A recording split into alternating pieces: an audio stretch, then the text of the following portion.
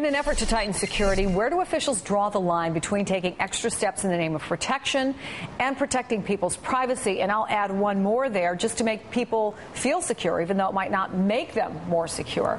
I'm joined now by Pulitzer Prize-winning journalist Karen Hunter, who is also a publisher, and she teaches journalism at Hunter College. Steve Adubato is an author and political analyst for MSNBC.com. So, question a lot of people are answering this morning, Karen, how far do we go? What's the next step in terms of security? Should there be one?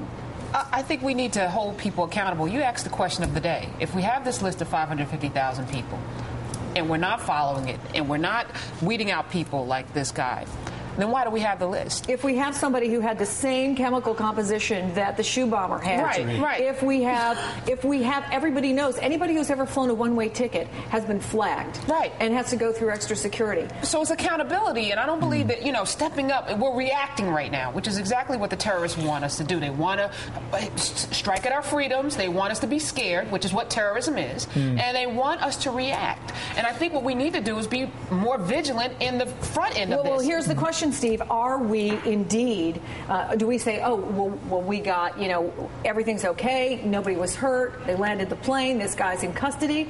Or do we say, hey, actually, he won because already he's making life more miserable for anybody who has to fly? Well, the reality is it's both. And I agree with part of what you're saying, Karen, which is that, listen, Steve Emerson is one of the best terrorism experts you're going to find. And you're asking him those questions about the 550,000 on the list. Why is he not on the 3,500 list? What do you do with a list of 500,000? But here's my problem with what you're saying is I don't think they're mutually exclusive. I think that clearly the federal government needs to do a better job. Clearly this was a problem with this guy. He should not have been on any plane coming into the United States. But that has nothing to do with the fact that they're stepping up security and saying in the last half hour you got to sit down. The last hour you got to sit down. You can't get up and get your travel bag. You can't have anything on your lap. So he comes on the first hour and ignites. I mean, all of these things we're doing. Richard Reed comes on with this shoe and tries to light it. Now we all have to carry our shoes and wear flip-flops to the airport. Yeah, that's right. Does it make us safer? Then that's the question. Karen, first of all, I understand that you always say the generals fight the last war. Well, terrorism is the same way. You fight the last incident, even though you have other information. But we're America. We're on our heels right now, reacting as opposed to being proactive, which is why can't we do both? Are we doing a lot of small things, and all these symbolic start things. to add up? Right, and some of them symbolic. When the technology exists for us to be scanned, and for a lot of certainly this particular device to have been detected, a lot of people say that's right. Look, if Israel can get it done.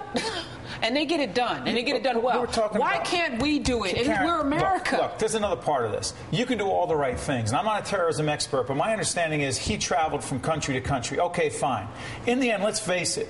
We don't want to say this. We all travel.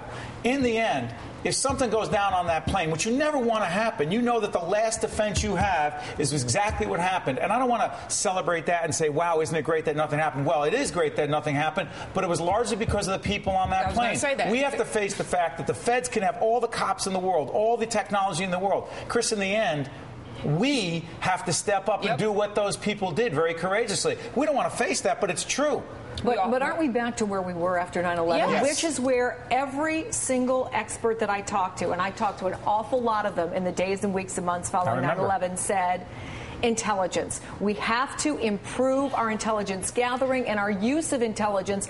Are we back to there? Yes. Accountability. We need to do what we're supposed to do from the start. I remember those conversations back then, Chris, and I remember the FBI and the CIA saying, never again we're going to deny each other information. Never again will these lists get...